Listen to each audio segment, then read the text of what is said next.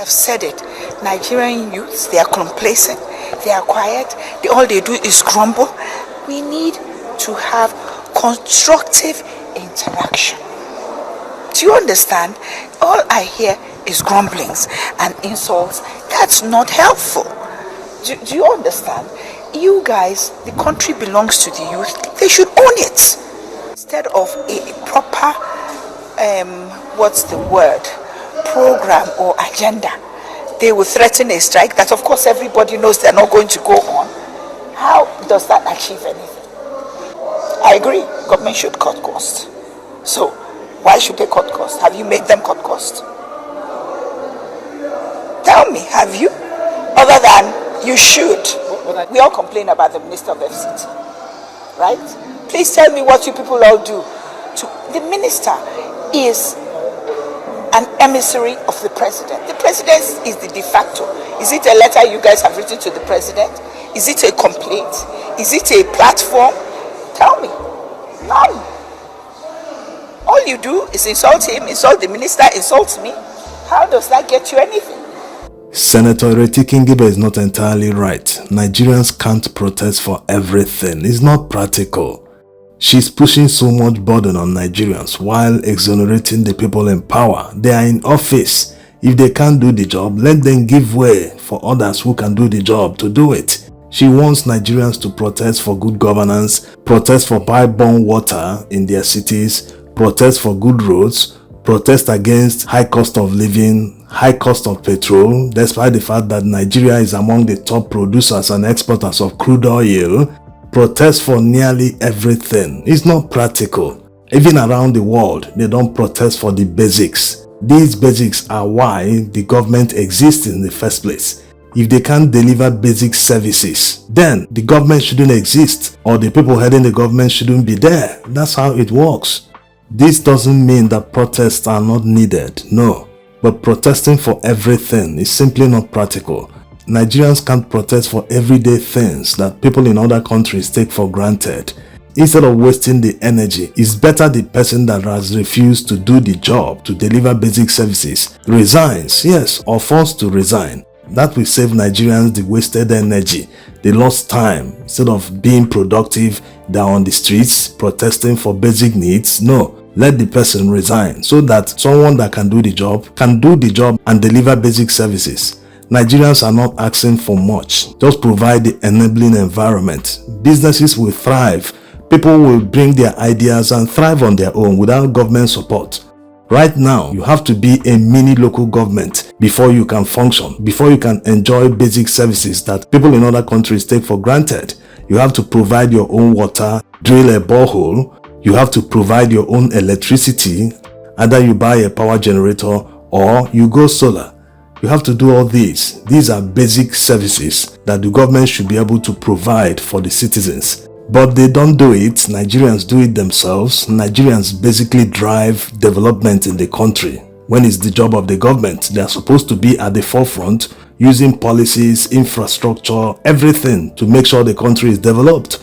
But no, when citizens go into nearby communities that are nearby city centers, they develop these forests to become estates, and immediately the government sees that these people are trying to develop the community. They will now jump in and start tax this, tax that. They will remember that you have to pay this, you have to pay that, without putting anything into the development, without committing one kobo. Yes.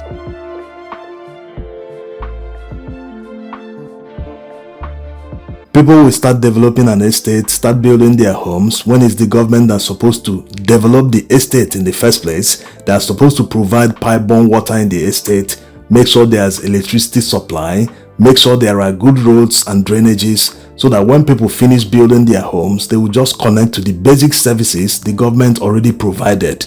But that's not the situation. Nigerians basically drive the development in this country. What do they get in return? They get failed policies, experimental policies that even small countries, smaller than Nigeria, refused from the IMF. Yes, look at the Asian tigers. Most of them refused these policies. They refused to tax their people to death. And today they are all prosperous, better than Nigeria. So the issue remains that Nigerians can't simply protest for everything. No.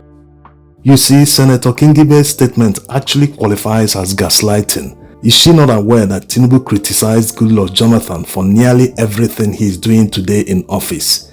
Is it corruption? Is it about insecurity? Is it about high cost of petrol? Nearly everything, he criticized him for it. But today he's in power. He has done a 180-degree turn, and no one is asking him, why are you doing exactly what you criticized Goodluck Jonathan for? No one is saying, this man should be held accountable. It is hypocritical for him to do exactly the same thing he accused someone of doing. Yes. Also remember that after the Occupy Nigeria protests that the opposition at the time, that's Tinubu, APC and all the parties that later formed APC, after the massive protests that shut down the country at the time, Goodluck Jonathan actually accepted the demands of Nigerians by reversing the petrol pump price. Compare that to what happened in August last year during the End Bad Governance protests.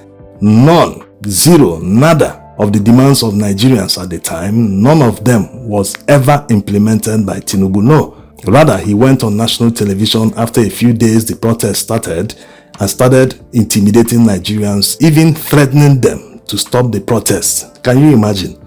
So the way he handled the August End Bad Governance protests last year was quite different from the way Goodluck Jonathan handled the Occupy Nigeria protests. Even Buhari handled the 2020 End SARS protests better than the way Tinubu handled the End Bad Governance protests of 2024. At least Buhari was able to accede to some of the demands by Nigerians. They disbanded SARS. Yes, SARS didn't go away, they renamed it, but at least they pretended to listen to Nigerians. It's very important. Even if the actions of the government is performative, but at least it is better than doing nothing. It is better than telling you to your face, stop protesting, we are going to arrest you, we are going to do this, we are going to do that. Outright threats, telling you straight away that they will deal with you and you can't do anything. And they dealt with many were shot dead. Some policemen used the End Bad Governance protests for shooting practice, especially in the north. They detained minors, people less than 14 years, 13 years. They detained them in maximum security prisons among criminals. Can you imagine? They still had the audacity to charge them to court after 3 months. If it wasn't because of the backlash from Nigerians, they wouldn't have freed them.